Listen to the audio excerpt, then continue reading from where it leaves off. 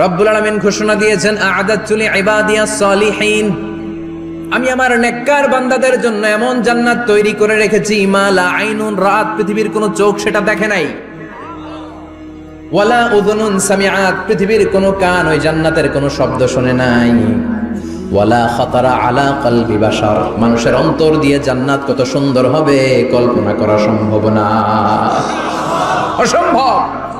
এটা কল্পনাতে আনা অসম্ভব। আপনি যত কল্পনা করতে পারবেন, কিন্তু জান্নাত যে কত সুন্দর এটার ধারে কাছে আপনার যাওয়া সম্ভব না। আল্লাহু আকবার। এই পৃথিবীতে যত ডিজাইনার আছে, সফটওয়্যার ডিজাইনার, যত ইঞ্জিনিয়ার আছে, যত আর্কিটেক্ট আছে, গোটা বিশ্ব সেরা 1 লক্ষ আর্কিটেক্ট ইঞ্জিনিয়ারকে এনে যদি বলা হয় জান্নাতের একটা চেয়ারের ডিজাইন করেন, লক্ষ লক্ষ আর্কিটেক্টরা মিলে কোটি কোটি টাকার প্রজেক্টে টাকা খরচ করে চেয়ারের ডিজাইন করতে পারবে, কিন্তু জান্নাতের চেয়ারের ধারে কাছেও হবে না। কল্পনার বাইরে, এটা অসম্ভব। এত সুন্দর জান্নাত মুমিনদের জন্য তৈরি করে রেখেছে কে? ওই জান্নাতে আমরা যেতে চাই। চাই তো? সবাই চান? ঢুকতে চান?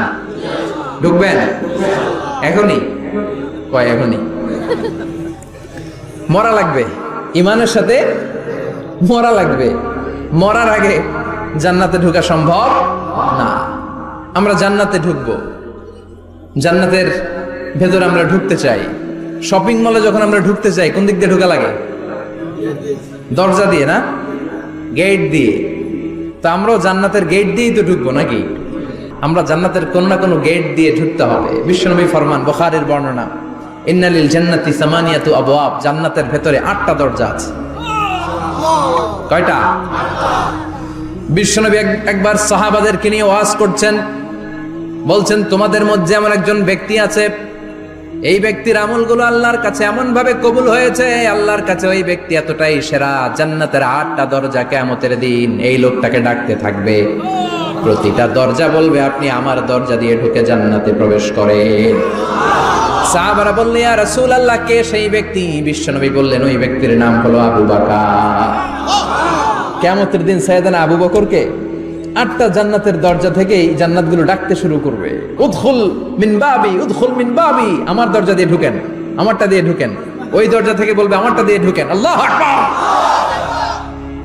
বিশ্বনবী আমাদেরকেও নিরাশ করেন নাই।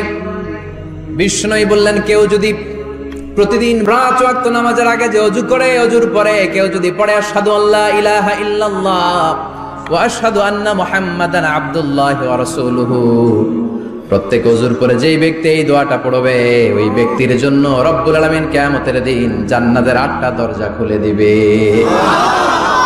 সেও সাইয়েদনা আবু বকরের সাথে সাথে ওই 8টা দরজা যেটা দিয়ে মন চায় ঢুকতে পারবে। কোন সুবহানাল্লাহ।